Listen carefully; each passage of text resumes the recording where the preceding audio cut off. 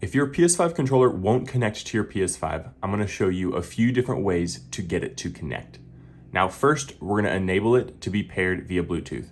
So to do that, you're gonna wanna hold the PS button and the share button for a few seconds, and then it should start blinking rapidly on your controller.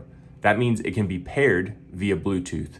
So you're gonna wanna take another controller or another device and go into your Bluetooth settings on your PS5 and then connect to the Dualsense controller. This next step is very simple. Get your USB-C cable that can connect into your PS5, and you're just gonna plug it into your controller and plug it into your PS5. And then you're gonna hit the PS button, and then it connects to the console.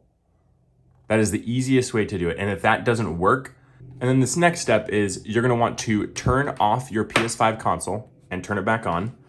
And then on your controller, we're just gonna reset the controller to see if there's any issues. So to do that, there's this small hole in the back. You're gonna wanna take a paper clip or something very small like a toothpick that can go in there, and you're gonna want to press that button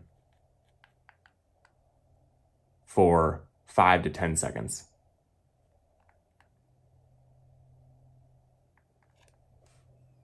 And then once you've done that, the next easiest step is to connect the controller again, or if you're trying to pair via Bluetooth, do the same thing I showed you earlier. Plug it in, press the PS button, and then it should connect. It should reset any of the settings that might be disabling this from connecting to your PS5 console.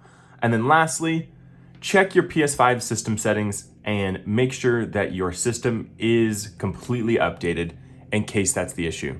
It should be as simple as that. Your PS5 controller should be connected to your PS5.